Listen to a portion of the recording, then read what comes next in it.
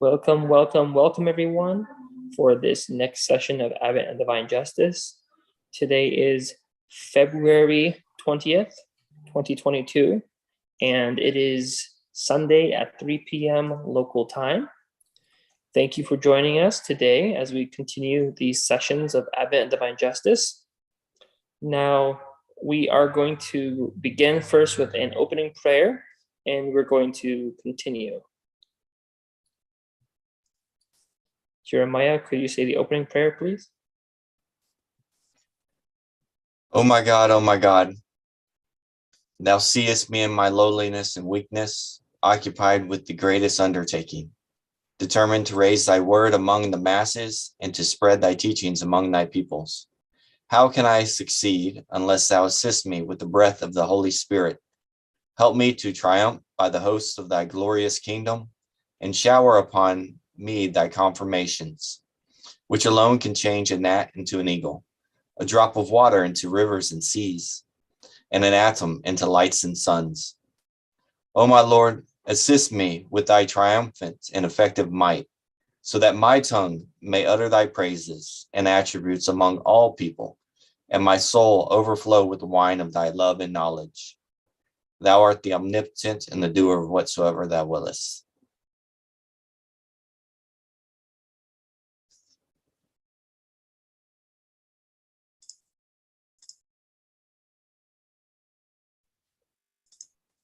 So now we're going to begin today's session, and we're going to continue our reading of Advent and Divine Justice as we explore this book. Jeremiah, if you could move on to slide 3. Should go back to slide 2. I'm sorry. So today we're going to be looking at paragraphs 74 through 80, and we're going to be discussing preparation for teaching, conduct of teaching campaigns, and a mandate of teaching. If you could move on.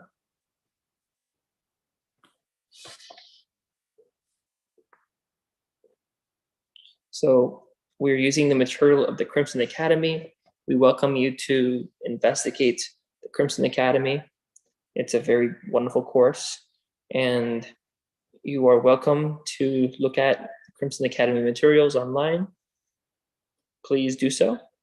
If you could go to the next slide, please. All right, here we go. So an introduction to the paragraphs we're going to read.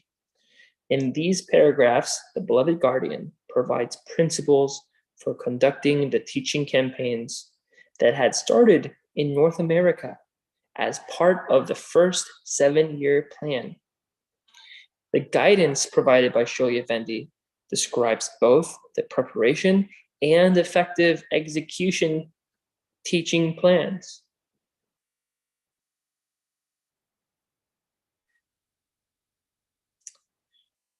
So in paragraph 74, what we're studying here, oops, Jeremiah, I can see your tabs. Where were we?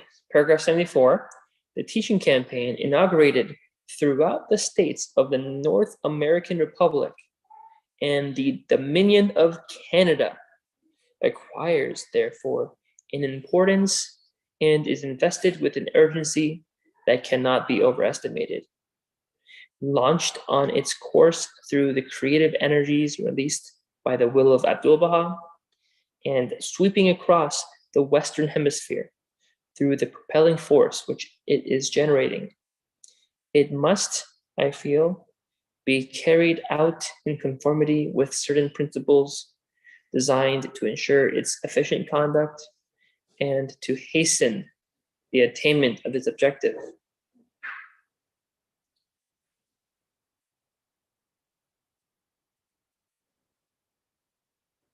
Scott, could you please read this paragraph?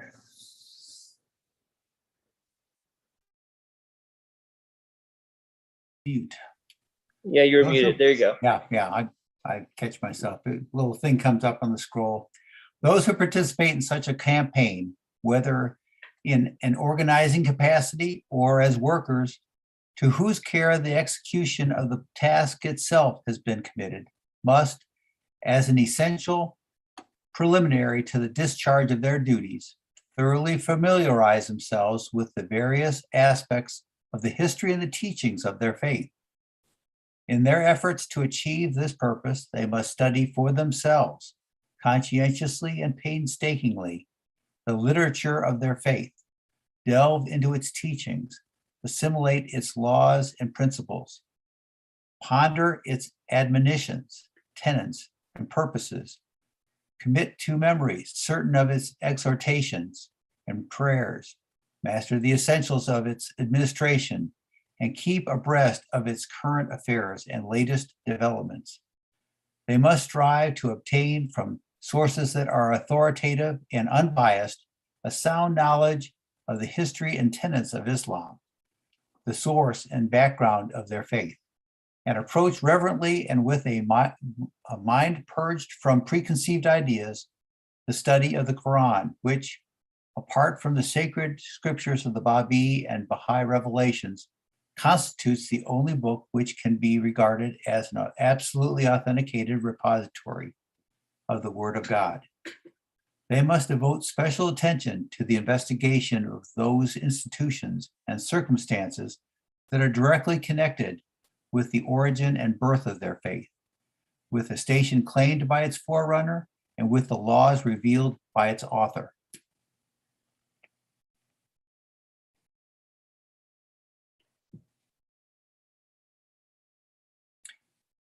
We keep going. Okay.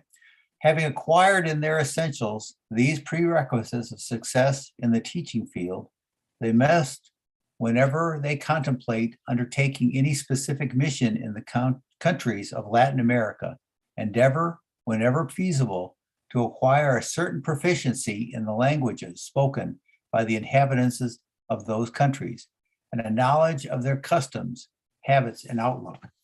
Quote, the teachers going to these parts, Abdul, referring to one of the tablets of the divine plan to the Central American republics, has written, must also be familiar with the Spanish language.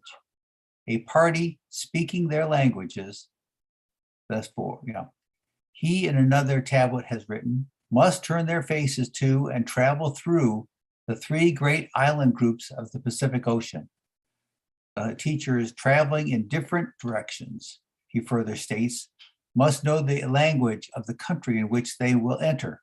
For example, a person being proficient in the Japanese language may travel to Japan, or a person knowing the Chinese language may hasten to China, and so forth.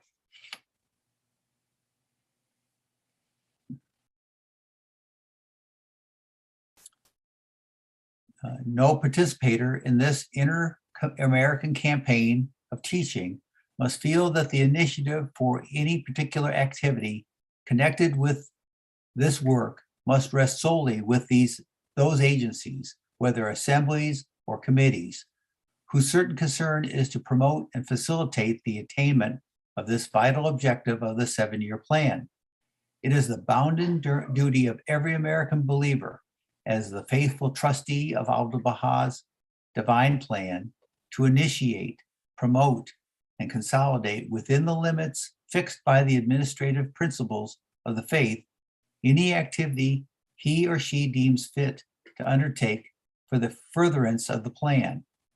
Neither the threatening world situation nor any consideration of lack of material resources, of mental equipment, of knowledge, or of experience, desirable as they are, should deter any prospective pioneer teacher from arising independently and from setting in motion the forces which, Abdul-Bahá has repeatedly assured us, will, once released, attract even as a magnet the promised and infallible aid of Baha'u'llah.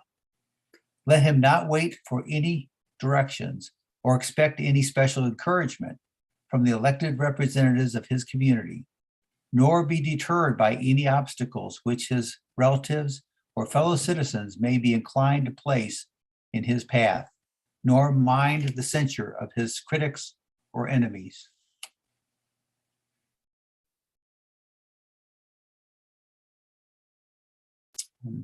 Be unrestrained as the wind is Baha'u'llah's counsel to every would-be teacher of his cause, while carrying the message of him who hath caused the dawn of divine guidance to break.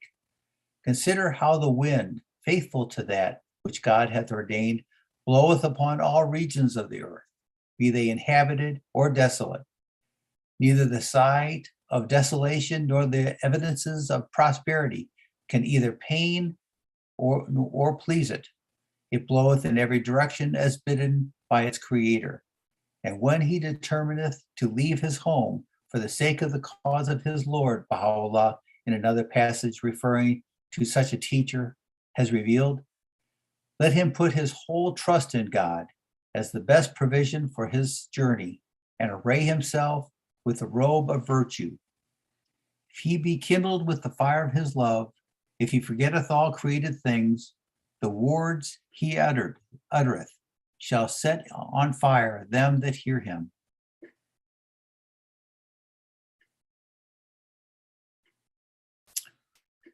Having on his own initiative and undaunted by any hindrances with which either friend or foe may unwittingly or deliberately obstruct his path, resolved to arise and respond to the call of teaching, let him carefully consider every avenue of approach which he might utilize in his personal attempts to capture the attention, maintain the interest, and deepen the faith of those whom he seeks to bring into the fold of his faith.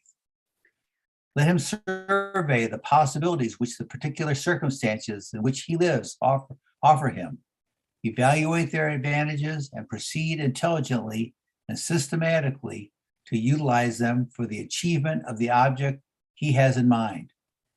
Let him also attempt to devise such methods as association with clubs, exhibitions, and societies, lectures on subjects akin to the teachings and ideals of his cause, such as temperance, morality, social work, religious and racial tolerance.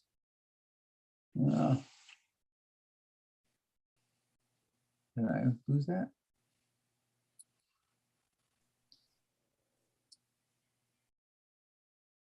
I can finish. It's Sorry. comparative. Yeah. Comparative religion or participation in social, culture, humanitarian, charitable, and educational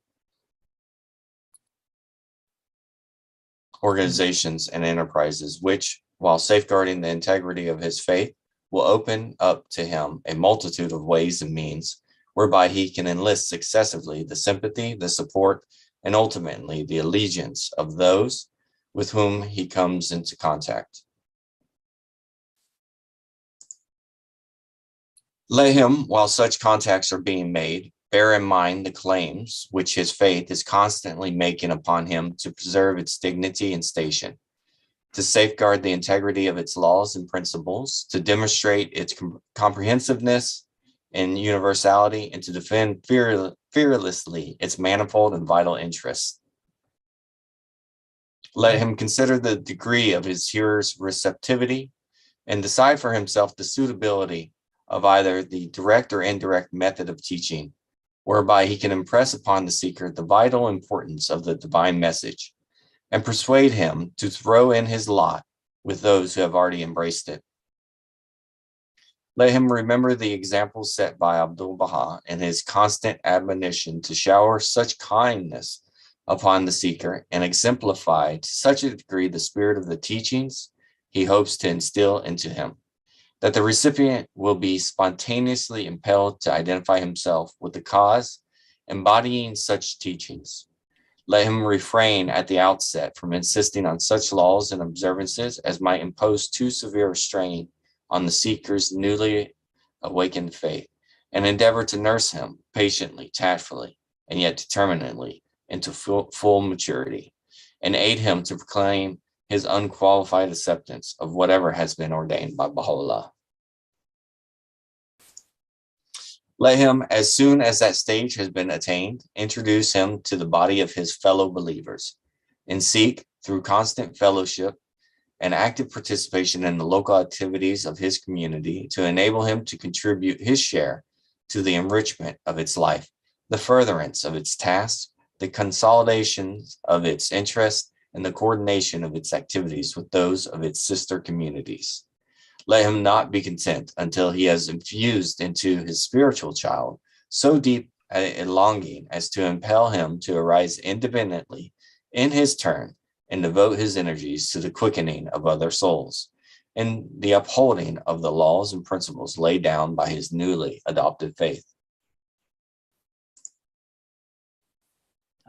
Okay, this is paragraph 79 now.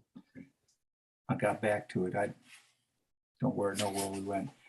Let every participator in the continent-wide campaign initiated by the American believers, and particularly those engaged in pioneer work in virgin territories, bear in mind the necessity of keeping in close and constant touch with those responsible agencies designed to direct, coordinate, and facilitate the teaching activities of the entire community, whether it be the body of their elected national representatives or its chief auxiliary institution, the National Teaching Committee, or its subsidiary organs, the regional teaching committees, or the local spiritual assemblies and their representative teaching committees. They who labor for the spread of the cause of Baha'u'llah should, through constant interchange of ideas, through letters, circulars, reports, bulletins, and other means of communication with those established instruments designed for the propagation of the faith, ensure the smooth and speedy functioning of the teaching machinery of their administrative order. Confusion, delay, duplication of efforts, dissipation of energy will thereby be abundantly and without the least obstruction, flowing abundantly and without the least obstruction through these essential challenges will so inundate the hearts and souls of men as to enable them to bring forth the harvest repeatedly predicted by Abdul Baha.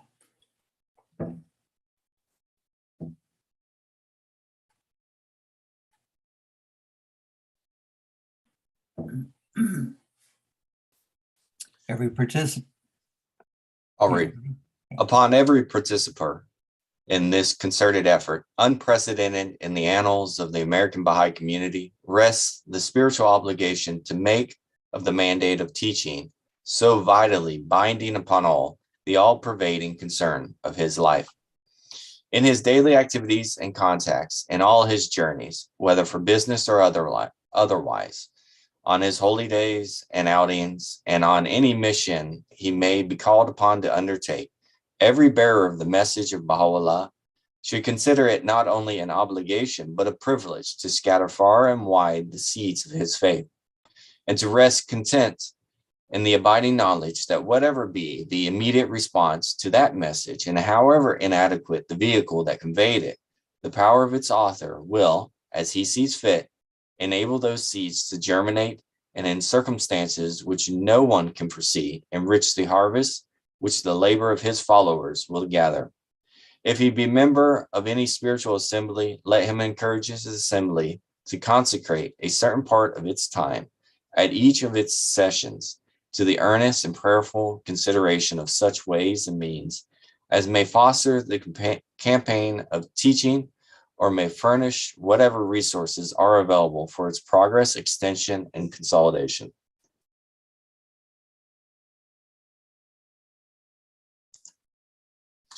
If he attends his summer school, and everyone without exception is urged to take advantage of attending it, let him consider such an occasion as a welcome and precious opportunity, so to enrich, through lectures, study, and discussion, his knowledge of the fundamentals of his faith, as to be able to transmit with greater confidence and effectiveness the message that has been entrusted to his care.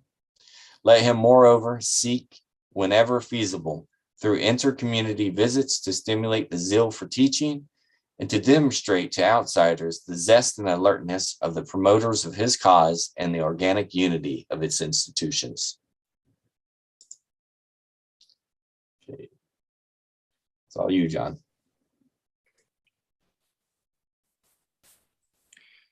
So what, before we move on, can we say as a reflection we've been able to glean before we go to these major points?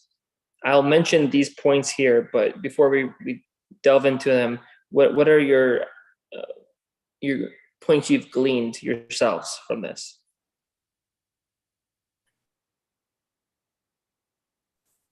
Scott, what do you think? Well, there's a couple things on there. The one aspect that I always remember that we're told is when teaching, don't be worried about. You don't have to become perfect at teaching. You don't have to. You want to try and know something, but you don't wait until you're perfect at speaking or anything else before the first time you start teaching someone, because we're never going to be that perfect. On the other hand, we don't want to we want to let our words mean something. That they need to be knowledgeable. We need to spend a lot of time preparing for those times, and that can be in our times of we should be planning that. That shouldn't be just the 15 minutes we think that we have for putting towards this. It should be a significant part of our life when we think about how important this is to the world, and then communications or connecting with one another, even if it's by letters or by or Zoom, or whatever. The new technology has really changed things, and there really isn't a reason not to necessarily keep in touch with one another. Amazing technology changes. So that's just a little bit, but yeah, we need to be. There's a lot of lists of things that we need to be, or that we can take advantage of. I mean, today you talked about Roy Wilhelm, and think about how little literature there was at the time, or people were accepting the faith on very little knowledge, and now we have so many books coming out that there really isn't a reason why not to know many different aspects of our faith.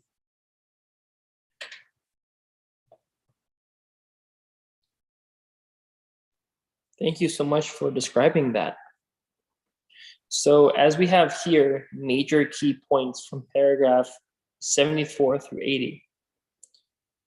A teaching campaign should be planned, have clear objectives, and be carried out systematically. Those preparing for a teaching campaign should initially study the history, teachings, and administration of the faith, and be aware of all events associated with it. They should learn the language and culture of the region where they are planning to pioneer and teach.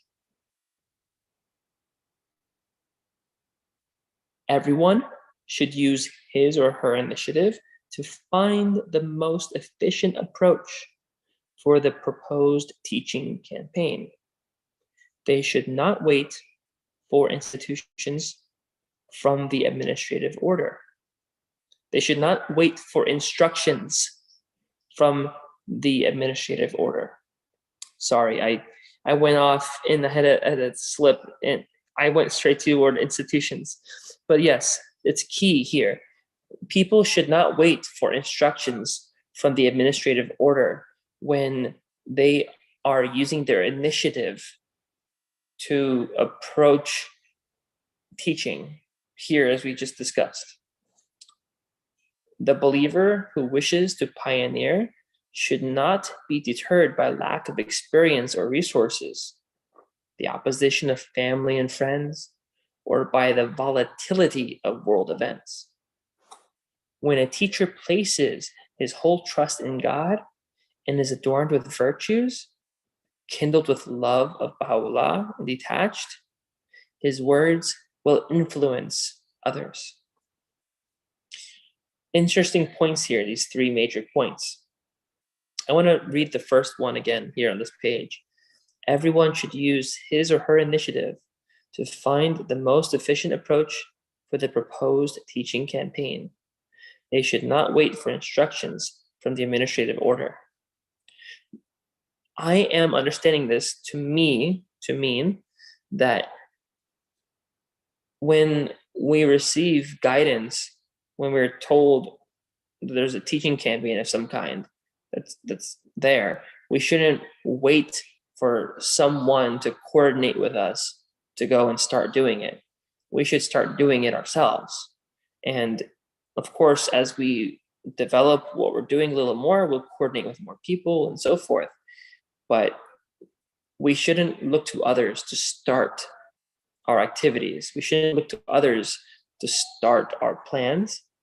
Of course, involving people and working with them is great, but that should not be an excuse. Working with people to start something, saying that you don't have someone to start something with, is not an excuse to not start. You should arise and you be the reason that something happens. It shouldn't be because someone else is asking you to. It should be because you are getting up and you are the person even maybe asking people around you to help you. Could you move to the next slide, please?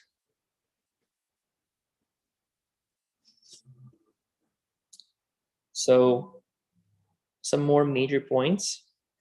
A teacher should be as unrestrained as the wind. So if the point that we just made on the previous slide wasn't clear enough, a teacher should be as unrestrained as the wind. A teacher of the faith should consider the degree of his hearer's receptivity and decide for himself the suitability of either the direct or indirect method of teaching. The obligation to teach should be the all-pervading concern of the lives of those who participate in teaching campaigns. Scott, do you have any reflections on this that we've just read here? I guess I'd say that one of the aspects for those that come in or convert from another faith, where they may have been followers or maybe people who are not the actual ministers or priests or the like, that that can be a really I don't know if you'd say the pew sitters. There may either be there may be people who really work hard in their place of worship but sometimes it can be seen as the leader, and sometimes that's a male, sometimes it's a female, but it could be a group of people. They're the main teachers, and this day and age, the leader of our faith, Baha'u'llah, says, no, we don't have.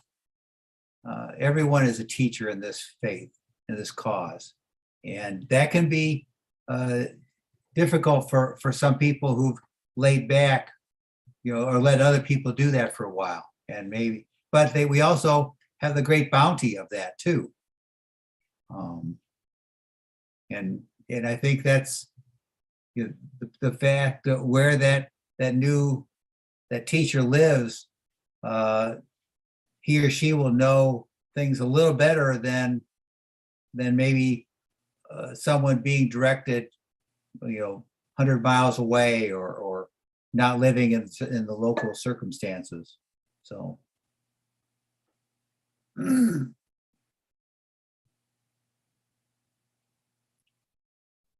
mean, sometimes it would be interesting to see how did Clearwater, it's a whole nother issue, how did Clearwater decide to put all this together? Was it an administration, or was it individuals that decided to do what you're doing right now? That's a whole nother issue, but that may have been something that was brought together by a group of people or whatever, but that's another story. What we're participating right now is a teaching effort or a deepening effort, depending on who the audience is. It's a great success because of the fact of you're talking to people across the nation and across the world. So understood. And definitely some thoughts there, some points to think about, several points to think about. And as we try to reflect on these important points, it's important to recognize the capacities of our communities, our neighborhoods, the capacities of our communities that are active in trying to promote these ideals, and also those people that we haven't met yet, and people and resources, ideas that we've yet to come across. Being open to really coalescing with so many different points that we have around us, and really engaging in that embodiment of unity and diversity, because it's really this acknowledgement, this embodiment in deed and word and thought, that we're able to establish what it is to be a Baha'i in our own lives, to ourselves, as well as it is to those who are around us, that are bystanders. And these bystanders, when they see the spirit that you're acting, when they see the results of what you're doing, when they see the purity of your intent, it's something that is, in one sense, a rallying cry for people to really muster their feelings of altruism to work with you. But it's also a wake-up call, because a lot of people don't recognize how effective they are in their own lives. They think that they have to look for something outside of themselves to develop the capacity to really make a change. Right. Whereas this essential teaching method, the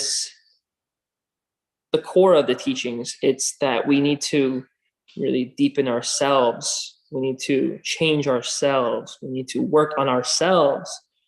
We need to really arise and, with selflessness, help others. And in doing so, we will work on ourselves. So it's not about going off and just doing soul searching and then coming and doing something about what's wrong with the world. No, it's what's wrong with you, and serving your community and fixing what's wrong with you while you serve. Yeah. So it's all focused outside of you in your actions, but it's all really the major actor is the person who receives the most help. Really, you're the one who's receiving the most assistance in bettering yourself, who you are, what you stand for, and really being able to articulate it in your own way, not someone else's way, your own way, because you're seeing with your own eyes and not with someone else's. That being said, in paragraphs 74 through 76, the beloved guardian highlights some of the important preparations that teachers of the faith should make. In paragraph 75, Shoghi Effendi asserts that at the essential preliminary stage in preparation for teaching, the friends should familiarize themselves with the history and teachings of the faith. Teaching is a duty for everyone, not just for special groups or categories of friends. Scott, could you please read this letter here on the left? Sure. In a letter dated the 21st of September, 1957, written on behalf of the beloved guardian to the National Spiritual Assembly of the United States, Shoghi Effendi states, "It is not enough for the friends to make the excuse that their best teachers and their exemplary believers have arisen and answered the call to pioneer. a, quote, best teacher, unquote, and an, quote, exemplary believer, unquote, is ultimately neither more nor less than an ordinary Baha'i who has consecrated himself to the work of the faith, deepened his knowledge and understanding of its teachings, placed his confidence in Baha'u'llah, and arisen to serve him to the best of his ability. This door is one which we are assured will open before the face of every follower of the faith who knocks hard enough, so to speak.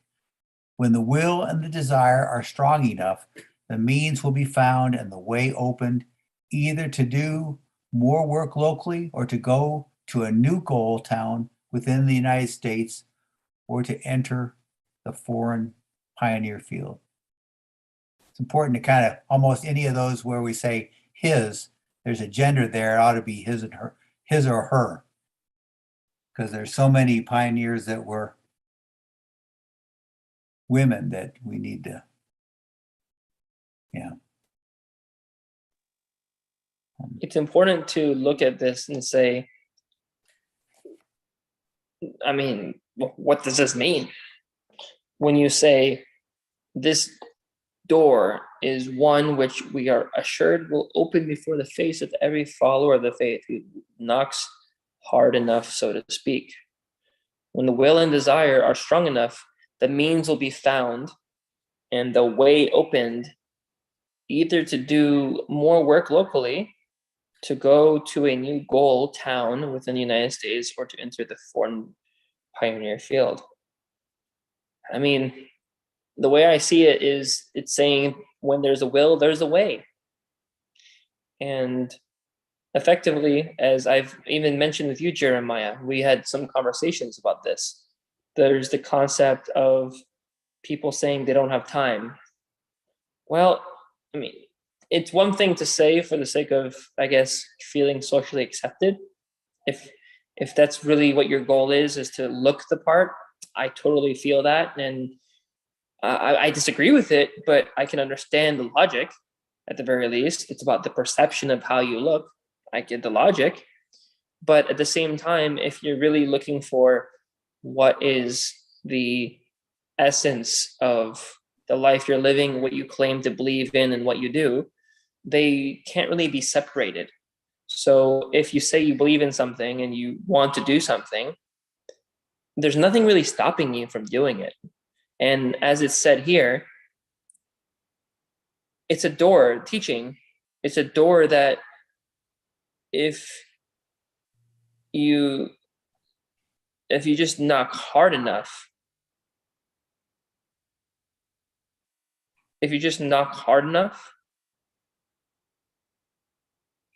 it's going to open for you. And in short, if you want to find a way to serve, there's many ways to do so. And these doors open as long as you are continually trying to find the way to make it happen. And like it says here, it could be a local field of service, or it could be just traveling to a whole nother foreign land you've never ever been to. And all of it takes bravery, of course, but if you intend to do something, usually action will follow, absent death or disease or, well, things of the contingent world that genuinely would cause you to not complete what you plan. I mean, it's just like anything in our lives. I plan on going to school. If I'm dead, I can't go to school. But as long as I'm not dead, as long as I'm not sick, school's open for me to go there. Likewise, if someone says they want to teach, there's nothing stopping you from doing that. The door is open, and as long as you keep trying, something will happen. And really, it's a matter of self-reflection. Do you really intend to do it? Is this something you really want to do? So there's two quotes on the right here. Jeremiah, could you read these two quotes? Yeah. Present your bodies a living sacrifice, holy, well-pleasing to God, which is your reasonable service. Romans 12:1. And then consecrate yourself, for tomorrow the Lord will do amazing things among you. Joshua 3:5.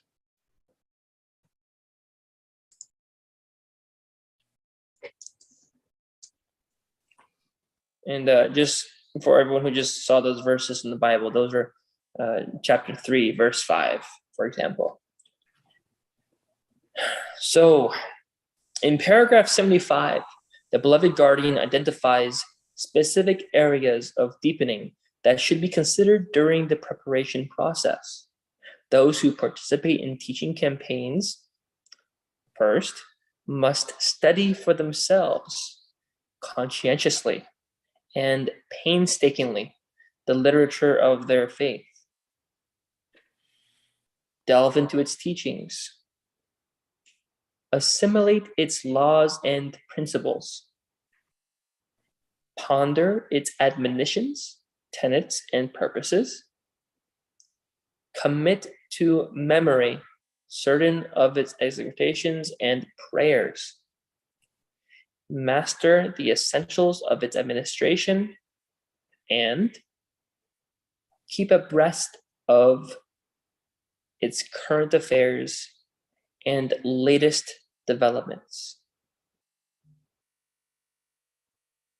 Let's go back there for a second. One of the things that how Shoghi Effendi has said back maybe 20 other paragraphs was talking about, I see this: assimilate its laws and principles.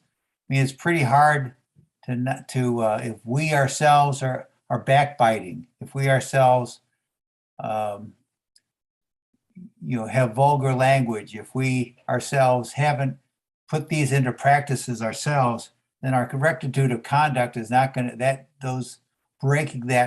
having a poor rectitude of conduct is not going to convince anyone that Baha'u'llah's words have had an effect on my soul or on my, so why should they, if his words don't affect me, why am I out here trying to tell someone else about it? Or if chastity is something that I haven't learned to be part of my life, or prejudice, if racial prejudice is still something that hinders me or is a part of my life. So those are, I think that part of there, we're not going to be perfect, but we certainly ought to know the laws and principles.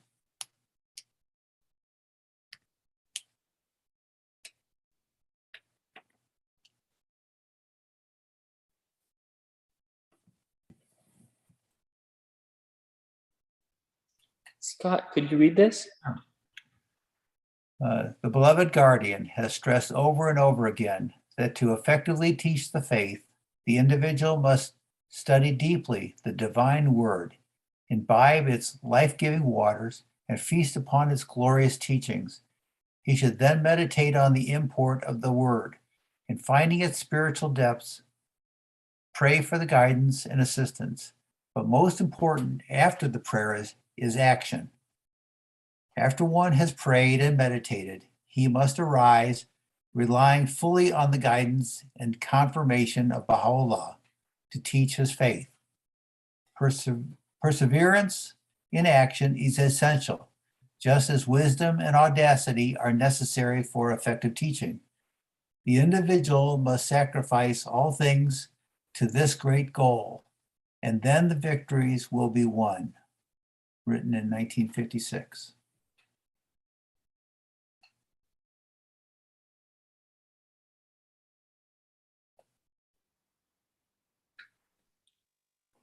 Immerse yourselves in the ocean of my words, that ye may unravel its secrets and discover all the pearls of wisdom that lie hid in its depths.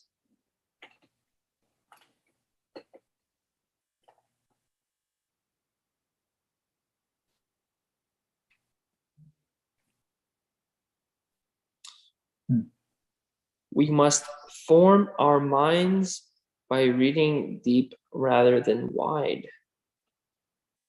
Very good quote. What do you think of that? The idea of deepening the concept of having a deeper understanding. So I know a breadth of understanding, the wide concept, it's being a jack of all trades, so to speak.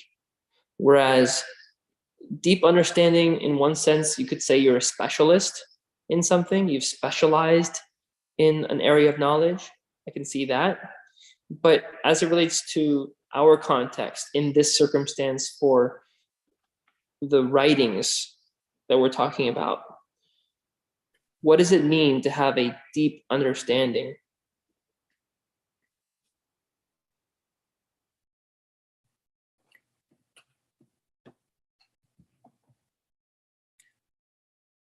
Anybody else? I talk too much.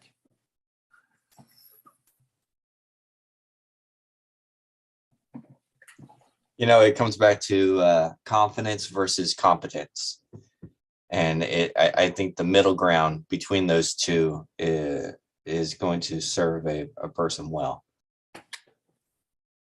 Because there's not enough life to really become competent to a degree that you can become an exemplar of the teachings.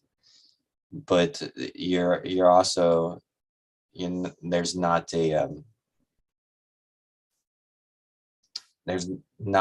limit at the same time to that. So it's a sliding scale. You can find somewhere in the middle between confidence and competence, and then you have, I understand the meaning behind deep rather than wide. I just the other thing is, I guess if you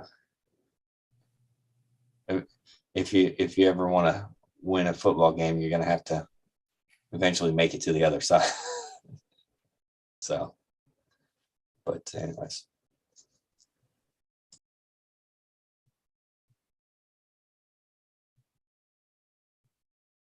The take ourselves into account helps me a little on this, but a lot of times when I deepen, I want other people's opinions, or other people's, not opinions, but their thoughts, because they come from different. If it's just me, I have a hard time seeing beyond my. Sometimes it's horses have these. Sometimes they help them stay on a straight and narrow. They have sidebars on their head. They have things on their eyes that let them only look forward, and sometimes that's good, because horses have a tendency to jump if they see something on the sides, but humans don't have that problem as much, maybe. But I like hearing where someone else came from, because we had very often we've got different backgrounds and different things. So in order for me to go deep, I very often have to have help from other people.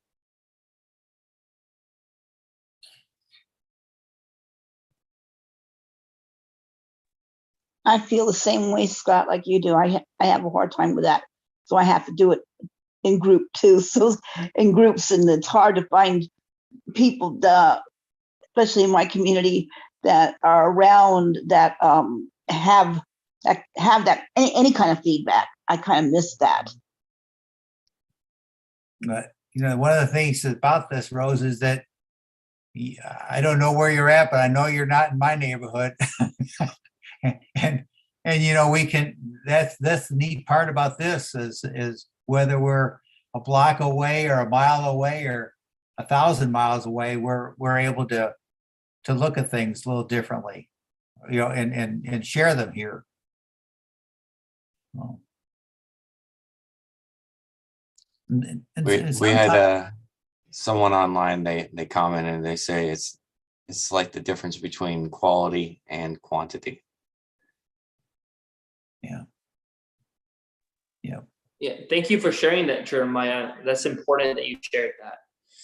And also those of you on YouTube, by all means, your comments, we're looking at them as Jeremiah just pointed out from Facebook. So we really care about the comments you're putting in. Actually, that one was from YouTube.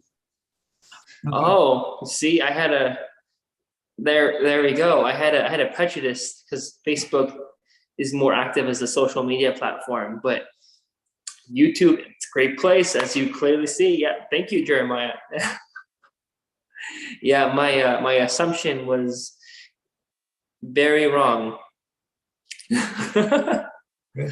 Thank you for that. So that being said, we must form our minds by reading deep rather than wide. There is some wisdom to that. Our next slide, please. Unless he teacheth his own self, the words of his mouth will not influence the heart of the seeker. I would actually like if you could repeat this. If Jeremiah could read once, if Scott, you could read once, and Rose, you're welcome to repeat this as well. Unless he teacheth his own self, the words of his mouth will not influence the heart of the seeker. Unless he teacheth his own self, the words of his mouth will not influence the heart of the seeker.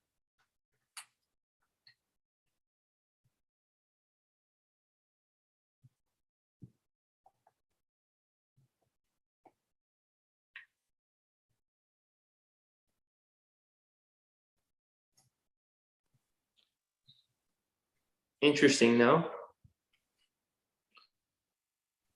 I actually, if you could go back to that, Jeremiah. Amira, did you want to read this? Unless he teacheth his own self, the words of his mouth will not influence the heart of the seeker. So, Amira, what do you think of this passage? This one quote, what do you think of it?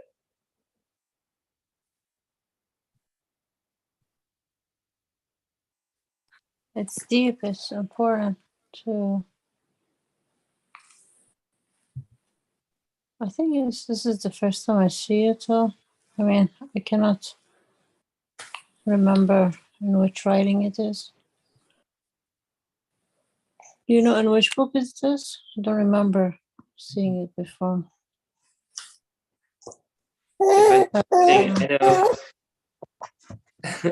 I know Jeremiah is able to find it. If anyone's able to, it's Jeremiah. Oh no, it's okay, but just was thinking. Well, what do you think of the meaning of these words to you? Yeah, that's true. It's like what came to my mind is if you wanna, it's kind of like when you want to educate, for example, your children or any children, and the same goes for any other person. That I have to have it in me and I have to do it myself in order to influence the other person.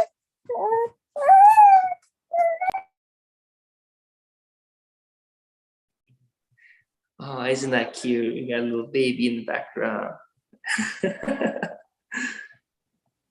Anyway, so that was a good point Amira made. Well, And yes, Scott? the interesting part of this is that, you know, if we want to be successful, because at teaching or helping someone else go through the recognition of Baha'u'llah, we have to have, we have to take ourselves into account and assess where we're at right now, and we're only going to get better if we strive to be a better person.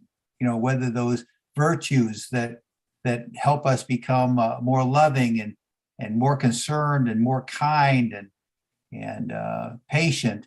Those are the same practices. Those are the same virtues that will help ourselves from being better. It will help us have maybe stronger families attachments, or these are things that we're told are the spiritual arms and legs of the next world, that we need to have those, those virtues will help us be in many worlds beyond this one. So the irony is, by teaching ourselves and improving our own lives, we'll be maybe better at influencing others and bettering their lives.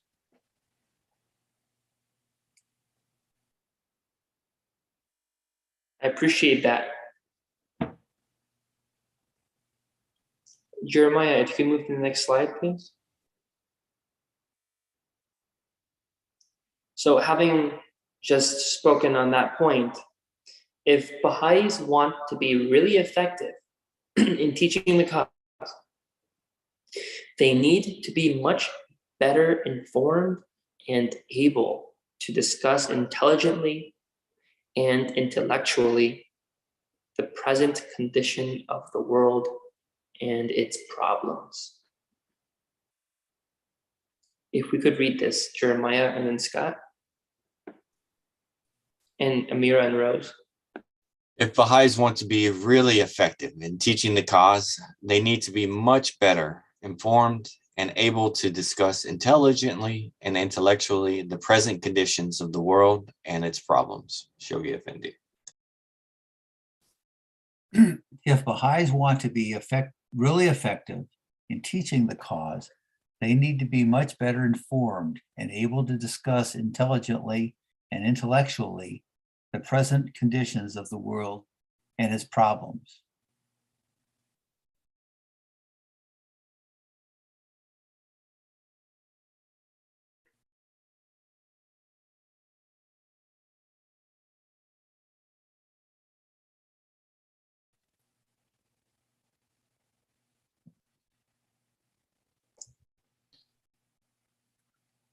To deepen in the cause, from a letter written to an American believer by the Guardian's secretary.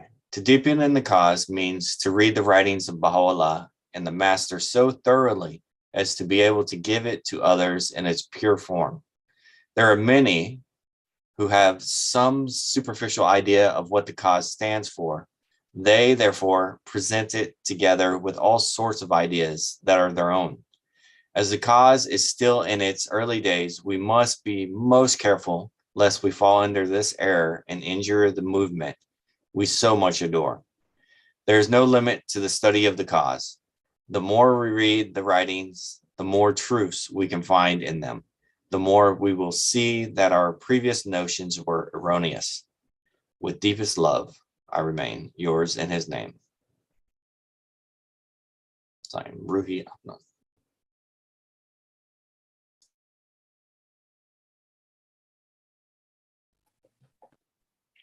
Thank you for that. If you could move to the next slide.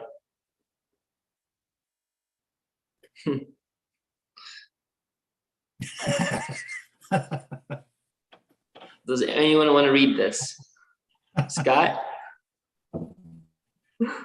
Yeah. Calvin says, hey, I'm a man of few words. Hobbes says, maybe if you read more, you'd have a larger vocabulary. Yeah, that's good. I like it. But don't forget, then he quickly chases after the tiger. Oh, I'm sorry. Yeah. He's like, hey, you, get back here. That's right. Yeah. I wasn't expecting that.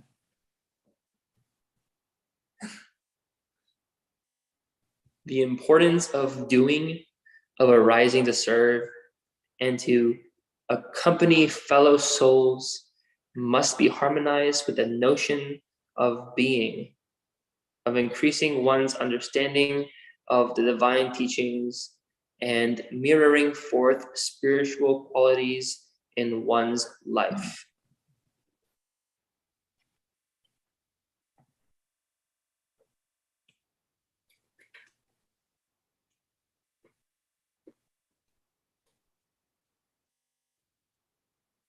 What can you, in thinking on this, glean from this importance of doing, of arising to serve and accompany fellow souls.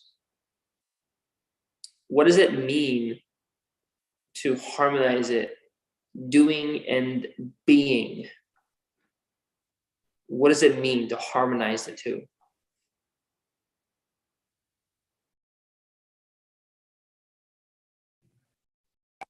Do both at the same time? Can you elaborate on that, please, Amira?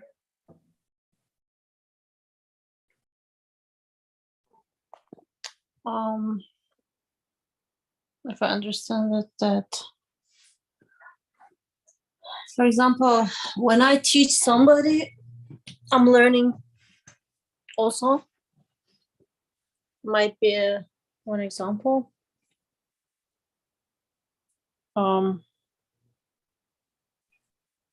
And if I'm doing it myself, whatever the act is, the other person also can see or learn from my action. Also, I can learn also from my experiences when I do it.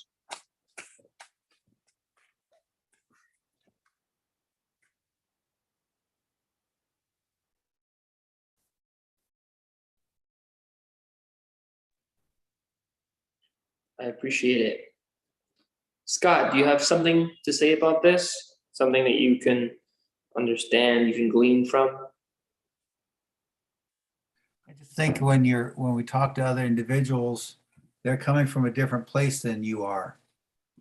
Even if it's your brothers and sisters who had a lot of similar experiences, we all see things a little differently. And like Amira said, I think it helps us to see things a little differently. For me, racial issues has greatly been, as a white male who grew up in a white suburb, it's been talking to people, friends of color, to help me understand racial issues in this country, which also affects my understanding a lot differently had I not had my friends and not associated with people that were different than me. And I've tried to, thank goodness I lived long enough to put that into practice.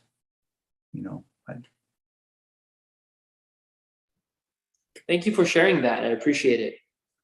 And Amira as well. Very good points. So if you could move on, Jeremiah. Shoghi Effendi emphasizes the need to study Islam in the Quran, particularly from authoritative and unbiased sources. Western historians have for many centuries distorted the facts to suit their religious and ancestral prejudices, as highlighted by Shoghi Effendi in a letter written on his behalf to an individual believer dated April 27, 1936. I'll repeat this quote again. Western historians have, for many centuries, distorted the facts to suit their religious and ancestral prejudices.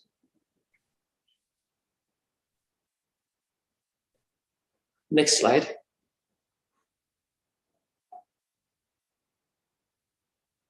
Thank you. The guardian would certainly advise and even urge the friends to make a thorough study of the Quran, as the knowledge of this sacred scripture is absolutely indispensable for every believer who wishes to adequately understand and intelligently read the writings of Baha'u'llah. Can we move on to the next one? Shoghi Effendi refers to the Quran as the only book apart from the scriptures of the Babi and Baha'i revelations, which can be regarded as an absolutely authenticated repository of the Word of God.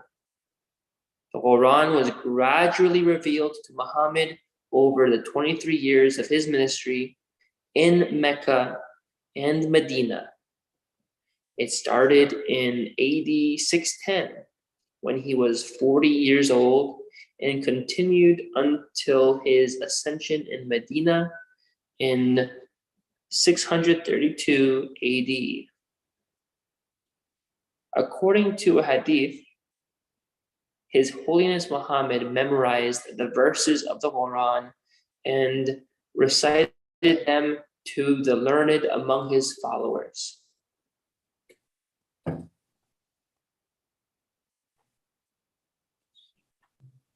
The Quran consists of 114 surahs or chapters, which are divided into numbered verses. Muhammad was given guidance as to the order of the surahs, so that in the traditional order, the Meccan surahs are interspersed with the Medina surahs, rather than being in the order in which they were revealed.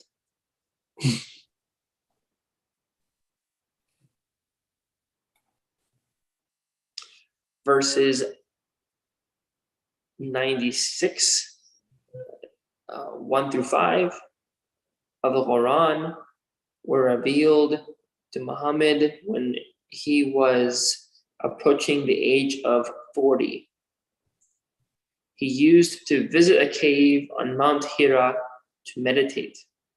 One day, an angel called Gabriel appeared to Muhammad and told him, "Read." Muhammad responded, "I cannot read." The angel cried again, "Read." On the third call, Muhammad asked, "What shall I read?" The angel said, "Read in the name of thy Lord who created man from clots of blood. Thy Lord is the most beneficent, who hath taught the use of the pen, hath taught man in that which he knoweth not."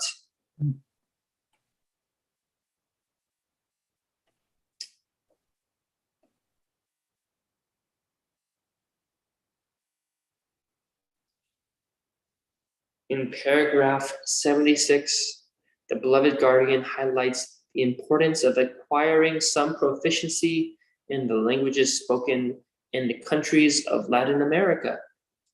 If the American friends decide to pioneer to those countries to teach the faith.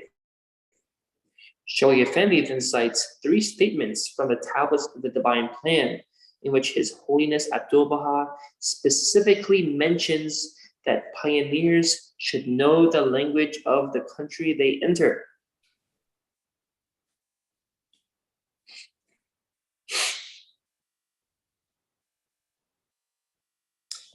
In paragraph 77, the beloved guardian explains that the agencies of the faith are not solely responsible facilitating or promoting teaching.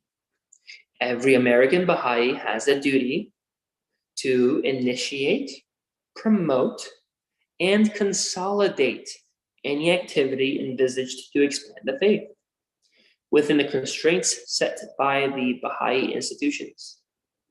They should not be deterred by any obstacle, since His Holiness Abdul Baha promised they will receive the infallible aid of His Holiness Baha'u'llah.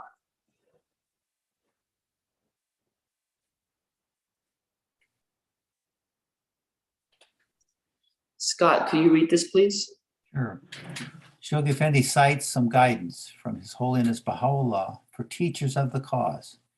In the first quotation, Baha'u'llah counsels teachers of his faith to be like the wind and take his message in any direction destined by God, and not be diverted by misery or prosperity. In next statement, Baha'u'llah urges the teacher to place his trust in him and adorn himself with virtues, and be kindled with the fire of the love of his love.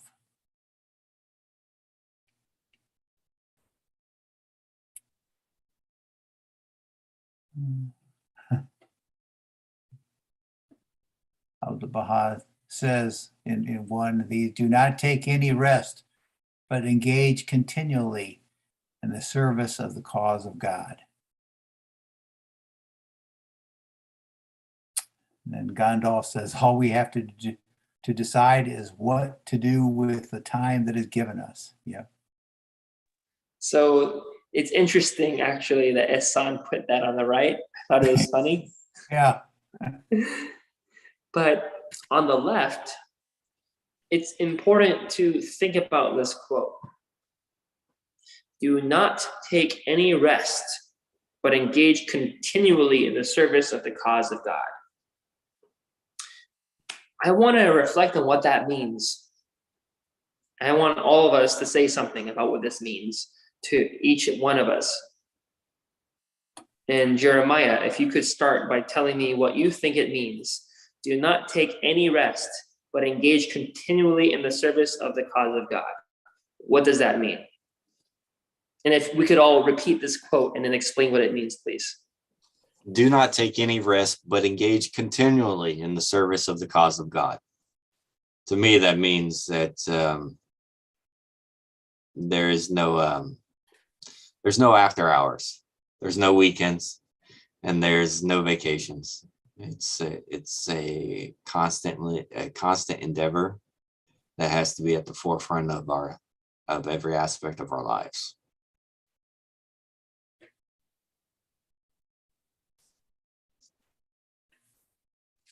Do not take Scott? Oh, Amira, please, Amira. this of the cause of God. I like what Jeremiah said, but also to add is, Could you read the quote first? yeah, I did. Do not take any rest, but engage continually in the service of the cause of God. So the first part doesn't mean not to sleep, but when I'm awake to whatever I'm doing, to think of serving.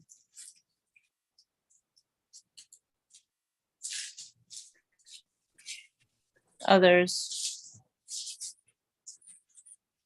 Yeah, I think here it says in the service of the cause of God.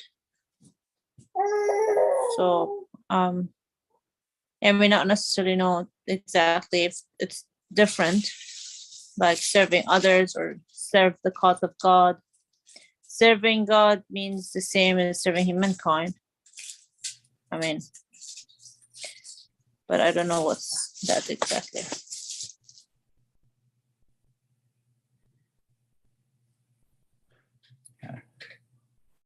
Do not take any rest, but engage continually in the service of the cause of God.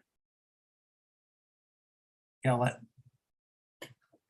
think there's many rest.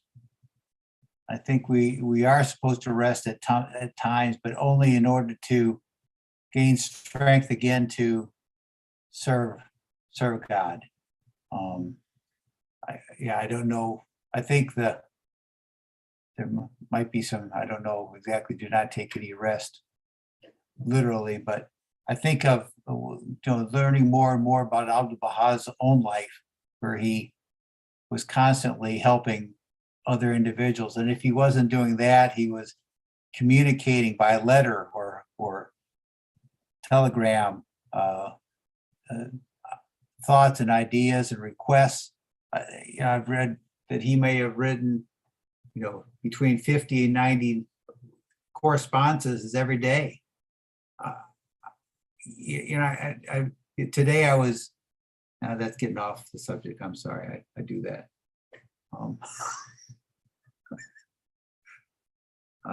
But sometimes we need to, part of that is deepening. It's also being of service, maybe a physical service to individuals. The homeless or the food pantries or the hospital, or helping our neighbor who can't help his or herself. A lot of different ways to serve. Definitely, especially working in the spirit of service. Right. So at your own job, you work in the spirit of service. Right. Dear Fawad, would you be able to read the quote and then share your thoughts? Sure, I'm still thinking of it.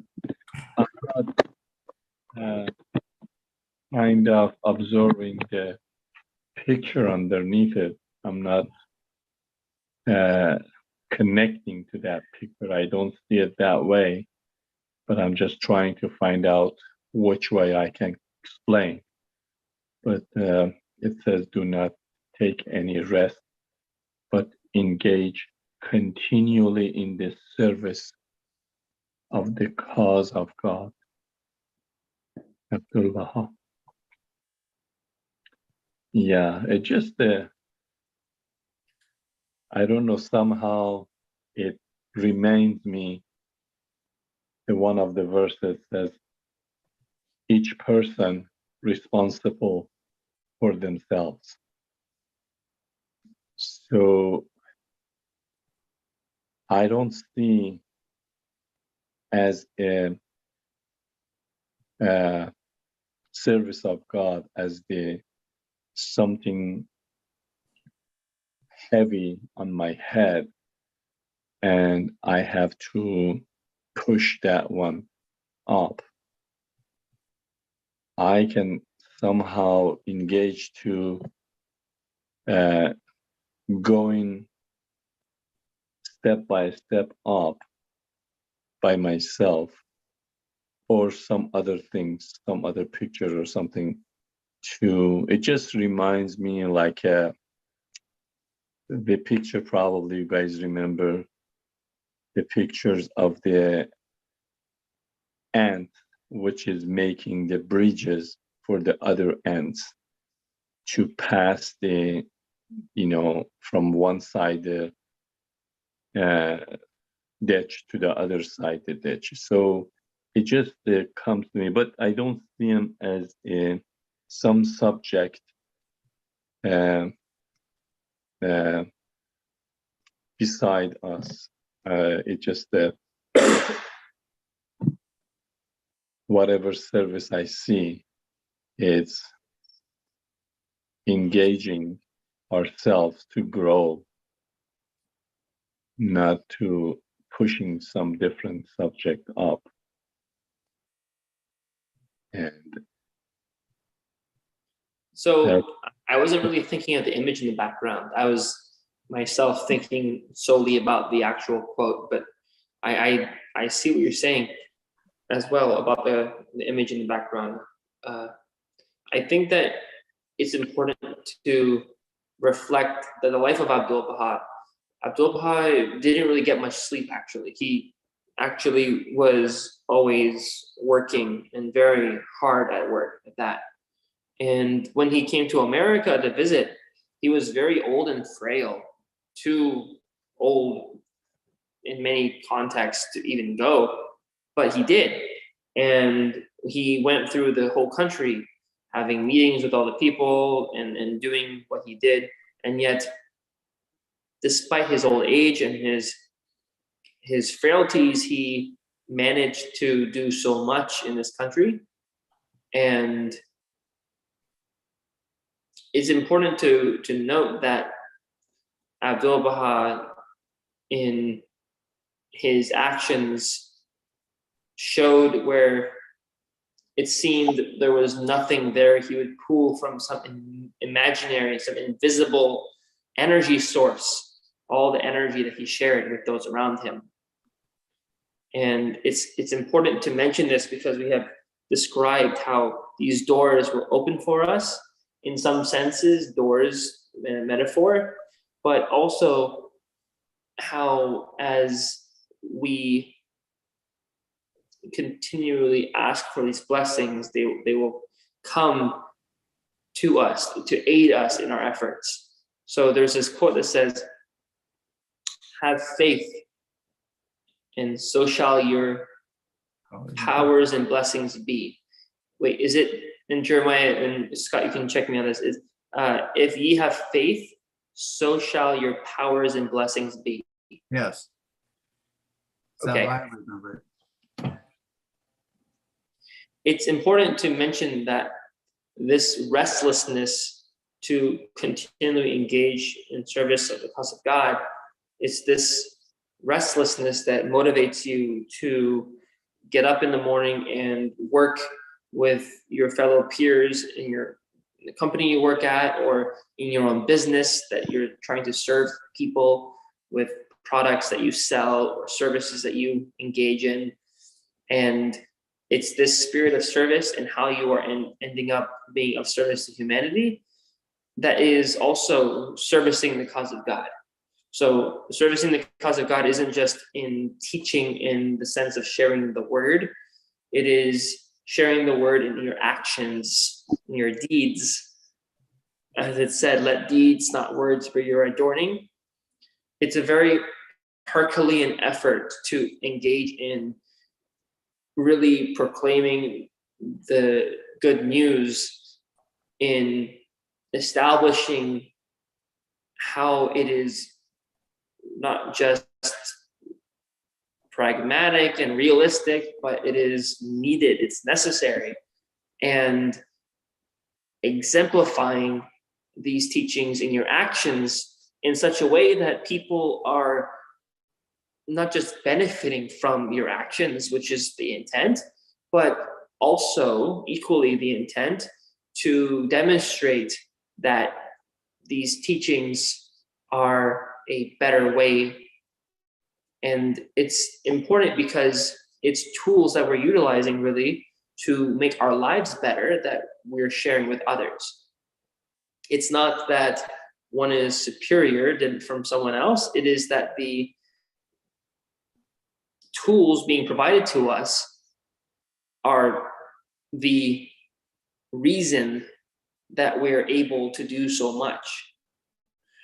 And likewise, continually servicing others, being of service to the cause of God, it's one humanity. We live in one planet with one people, and establishing these unities of God, of man, of humanity, of religion.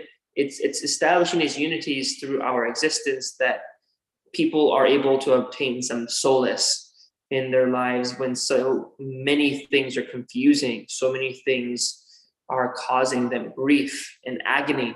To be a solace to someone, to be a source of well-being, to be a healing balm to the sick, so to speak. It's extremely valuable. And all of these, engaging in all these activities, including what Abdul Bahad did in his life, many things, it is cumulatively. I'm seeing something. Jeremiah sent me a message. What did you say, Jeremiah, here? This is from Bahia Hanum, the greatest holy leaf, and it's a compilation from sacred texts and writings of the guardian and the faith. Yeah, let's read that if you don't mind, Jeremiah. Huh? Can you read that? I certainly shall pray specially for you that you may be richly blessed in your work and service to the blessed cause. One soul who becomes entirely selfless and devoted and filled to overflowing with the spirit of love and service will do much for the progress of the cause in whatever locality he is. Be assured, if you arise to serve, the beloved Master says, nothing shall be impossible to you if you have faith. As ye have faith, so shall your powers and blessings be. I convey to you the warm love and Bahá'í greetings of Shoghi Effendi and all the family, and again assure you of our earnest prayers that you will be enabled to render much service to the kingdom. Wow.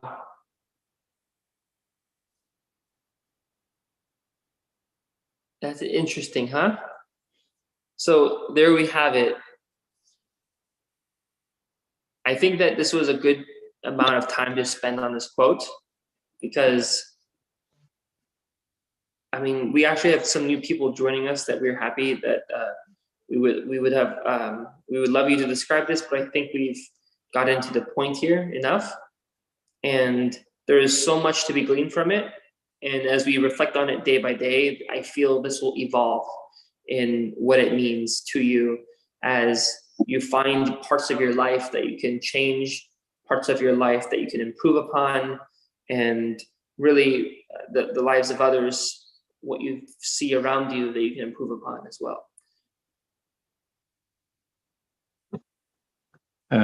May I say something? When you're explaining that more, it's now I can more get grasp to it, which is, I cannot translate that, which is the one of the promises of Baha'u'llah getting from the people. It's that there is a poem of Baha'u'llah. It says, if you're thinking about yourself, don't come over here, because there is lots of things to do. And then if you're thinking to be just saving your head, this is not the path or the way you're gonna enter. You need to come, and you need to bring your life to here to do the service. If you are that man, come. If you're not that person, don't bother yourself, because there is a lots of things to do in here, which is in Farsi. It says, گر خیال جان همی هستت به دل اینجا میا، ور نثار جان و سر داری بیا و هم بیار. Bring your head, bring your soul, bring your attention. رسم ره این است گر وصل بها داری طلب. If you're interested in the Baha'i or in the kingdom, گر خیال رسم ره این است گر وصل بها داری طلب، ور نباشی مرد این ره دور شو زحمت میار. If you're not that kind of man or worker or service person, don't bother yourself to come over here. So, yes, thank you so much for explaining, John. Thank you for sharing that quote. It's something that I believe is very on point. Thank you.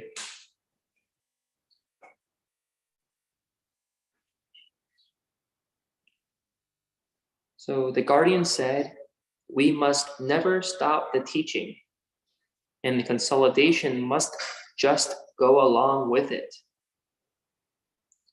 I often wonder what we think consolidation is. Surely teaching itself helps to deepen the new Baha'i who is teaching. And we are all learning all the time. We never finish and graduate as perfect believers.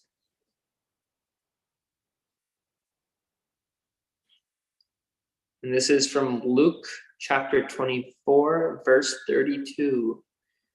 Didn't our hearts burn within us as he talked with us on the road and explained the scriptures to us?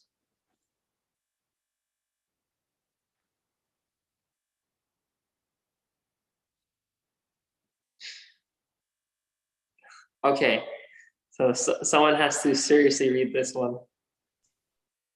Do or do not. There is no try. There we go.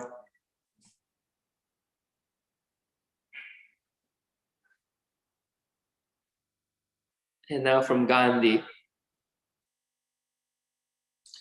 The enemy is fear. We think it is hate, but it is fear.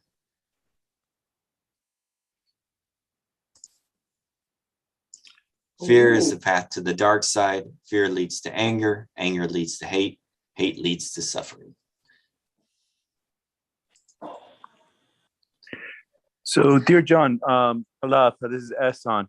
So why I included these slides in regards to fear, and especially from Yoda and these past ones, is because the aspect of fear is often one of the reasons why the friends do not engage in teaching. They have so many fears that set them back from their, per se, their duty of teaching, their obligation of teaching. And so they fall behind their own fears. And as you see Yoda saying, fear is the path to the dark side. And the dark side is the dark forces. They fall behind and they say, no, I don't know. It's all their fears. And so we should be courageous. And so this is why I included these, not for the aspect of the humor, but the aspect of the wisdom in regards to what is being said. Thank you.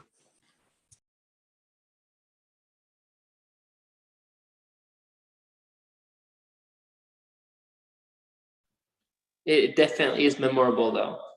You can say it's memorable to help us remember. It's a good mnemonic. So we are at this quote. If we could have Fawad read the one on the left and then Jeremiah on the right.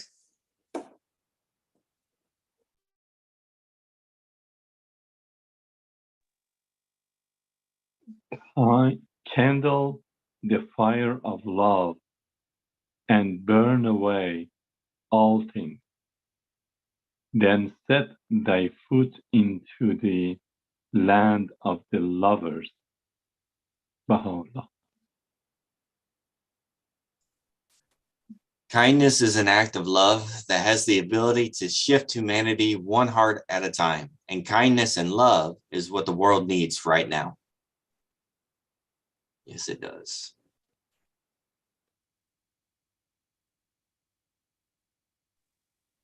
So what do you think of this passage, Jeremiah? I heard you make that extra comment. What do you think of the passage on the right?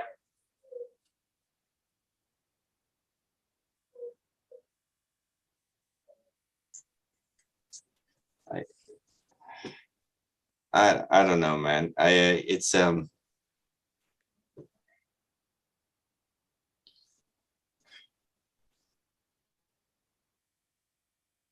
seems like something that should be so easy to understand and even easier to implement, but it just doesn't feel like that sometimes. But it's definitely what the world needs.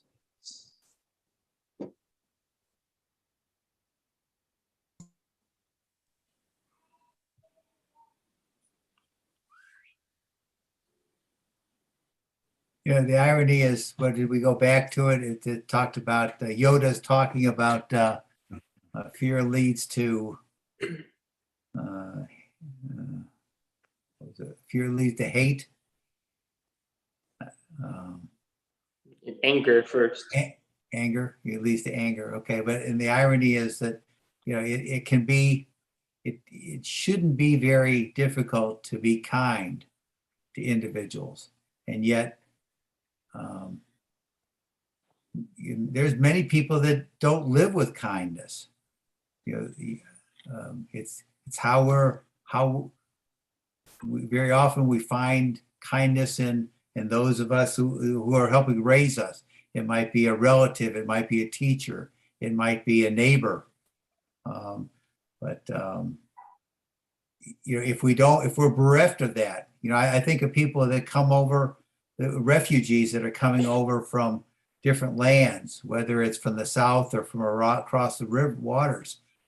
The many of their lives are not full of kindness, or they wouldn't be. They'd stay where they're at, and, you know, and so sometimes it's hard to generate kindness when you haven't been shown it, and yet that's what's so wonderful about having Abdul Baha as our guide, or our perfect example of anyone who could have been less kind. It was someone like, you know, Abdul Baha, who spent, you know, vast majority of his life in prison or in exile, and had, you know, awful things happened to him, and yet he turned back that kind. They gave that kindness and that love to other people, he was, he was actually the source of much kindness and love that other people could pull from.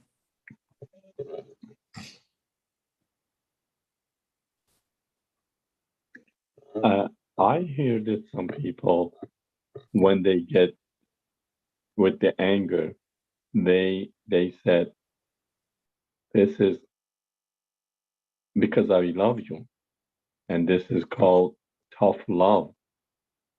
And I don't think the tough love is gonna work anyway. Kindness is the act of the love, not the anger, or which is the people call tough love, which is get angry with each other and yelling, and at the end says, because I love you. No, if acting of love is kindness to me, that's my understanding.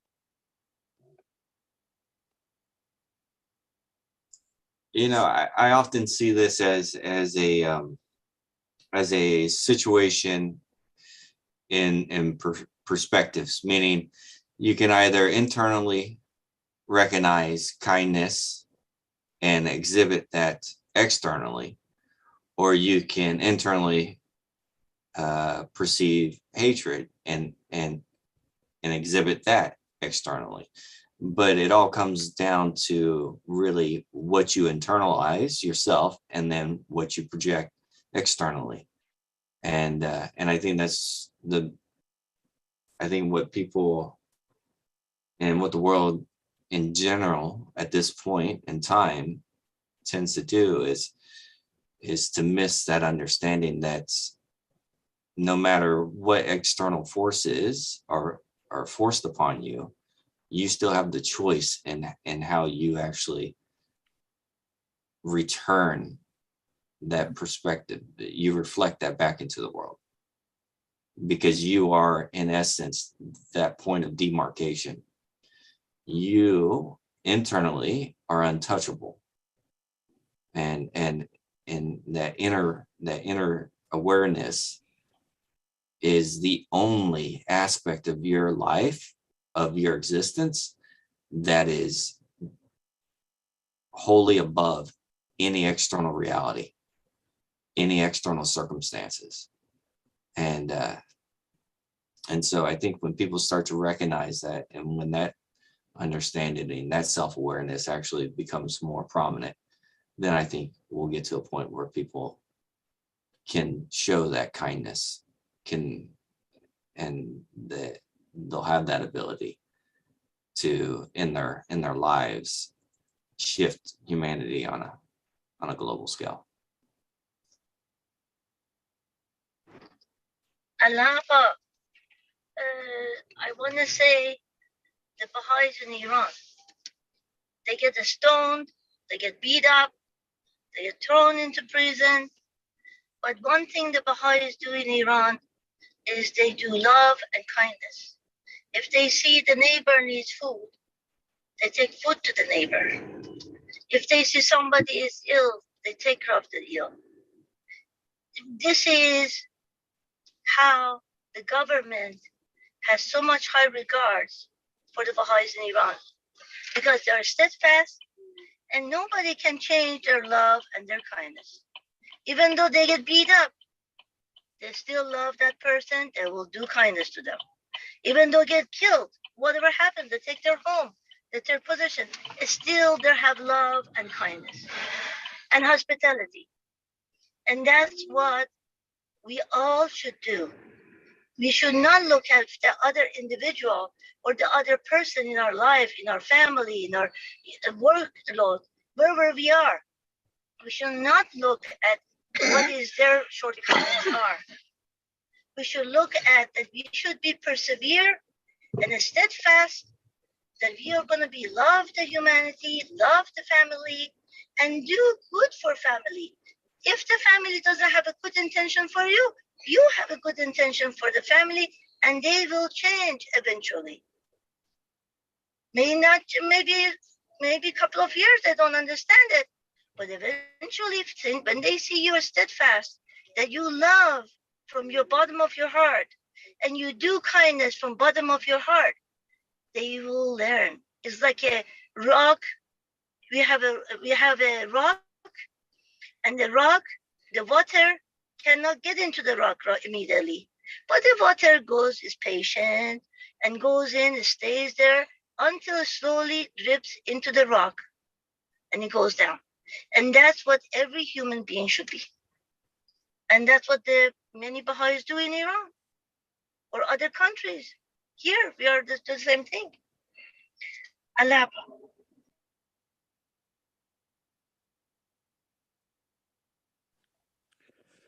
Dear John, Ehsan, just a quick Yes. comment on this aspect of love.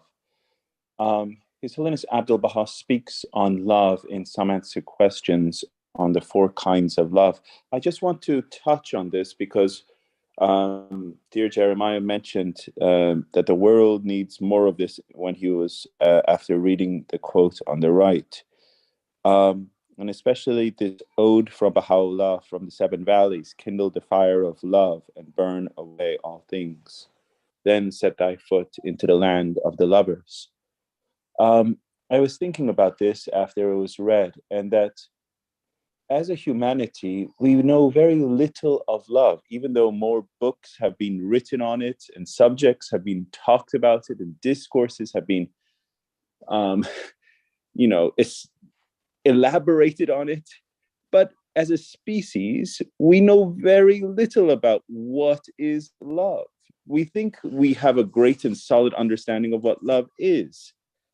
And we think it is the attractional force between whether a man to a woman or a man to a man or whatever. I mean, it's the force that attracts humanity to another humanity. And we call this love. And we say, this is love.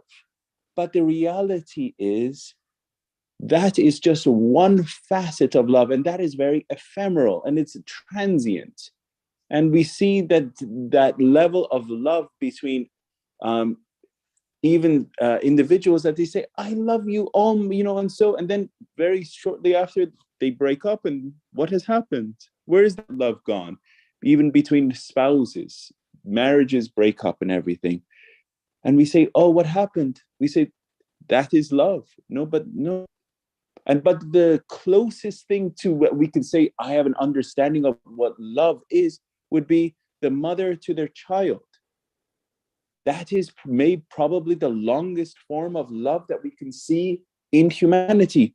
The sacrifice that mothers do for their children. But then, if that is one of the greatest estimations of what love is, how much more our Heavenly Father has done for us, the Creator for us. And that is love that is so deep that we should burn so deep because He created us and out of that love. So when it says kindle the fire of love, how do we generate the fire of love? It is through understanding of His writings, understanding of His example, understanding of the life. So we have to be able to read and study, so to create that burning of love within our hearts. And it is through teaching the cause, opening our mouths, becoming a spokesperson for Baha'u'llah in that sense. And that generates a fire within us. So kindle that fire of love and burn away all things. All things are these attachments, anything that would impede us from being that fire that would enkindle other hearts. So really, dear John, it's this is what I was thinking about, is what kind of love do we have for Him? Is it just a shallow sense of love, or is it an all-encompassing fire, a bonfire in our hearts? So this is something that I was pondering. Thank you so much, dear John. Thank you.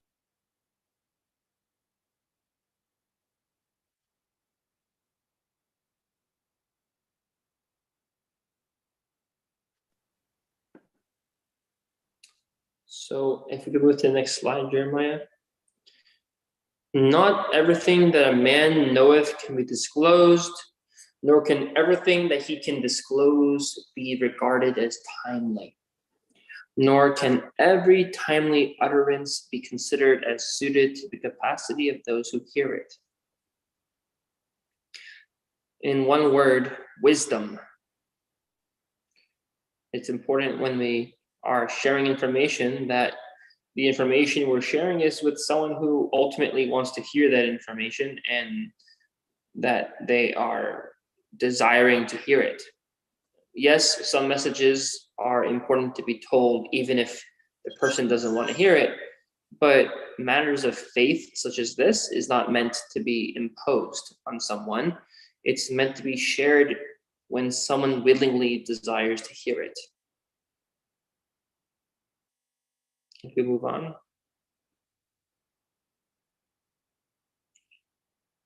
The beloved guardian in paragraph 78 discusses the importance of personal initiative and the resolve of teachers in effectively capturing the attention, maintain the interest, and deepen the faith of those whom he seeks to bring into the fold of his faith. Teachers should use their personal initiative to explore all possibilities and opportunities, identify their advantages, and systematically and intelligently exploit them to attain the goals set to advance the cause.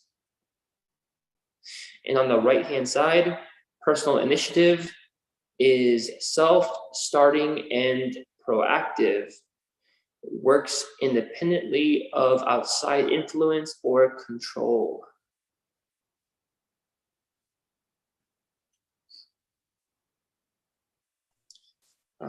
I'll read it, John. In paragraph 78, Shoghi Effendi suggests some tangible and practical suggestions that can be used by the teacher. Says the teacher should examine every option and find the most appropriate means of gaining the attention and interest of the people he meets. The teacher should contact like-minded organizations and offer to present lectures on topics that are likely to be of interest to them. The teacher should maintain the dignity and station of the faith, safeguard the integrity of its laws and principles, demonstrate its universality, and defend its interests. The teacher should wisely decide on the best way to approach every individual seeker. The teacher should introduce a seeker to the community and get him involved in local activities. The task of teaching a soul is not complete until the latter arises independently to teach other people and follows the laws and teachings of the faith. Definitely there's a individualized context to a lot of this, and that's definitely noted here. That it can't simply be a one size fits all. There's ways in which the community and the institutions can support, but it comes down, I feel, to the individual using what John said earlier, that wisdom to make the effort to arise and to teach. John, it's 5 o'clock. It's actually a couple minutes past 5, so I think we should go ahead and wrap this up.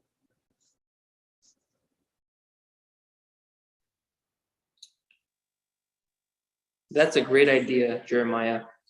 So with that being said, I think we should, what is our next slide? Is it just for looking? Okay, I see.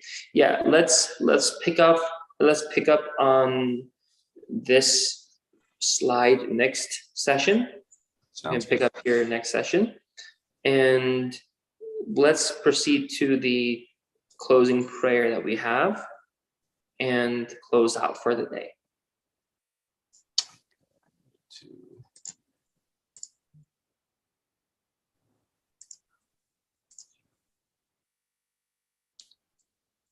Do you see the prayer? Yeah. Okay. Oh my God, thou seest me in my lowliness and weakness, occupied with the greatest undertaking, determined to raise thy word among the masses and to spread thy teachings among thy peoples. how can I succeed unless thou assist me with the breath of the Holy Spirit? Help me to triumph by the hosts of thy glorious kingdom, and shower upon me thy confirmations, which alone can change a gnat into an eagle, a drop of water into rivers and seas, and an atom into lights and suns.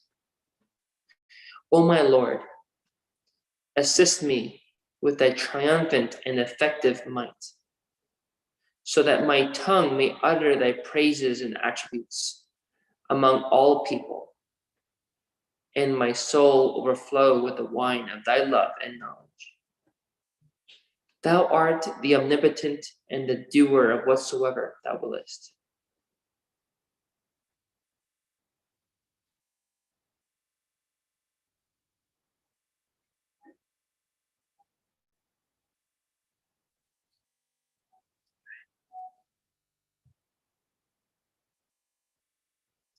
Thank you, everyone. We look forward to seeing you for our next session on February 27.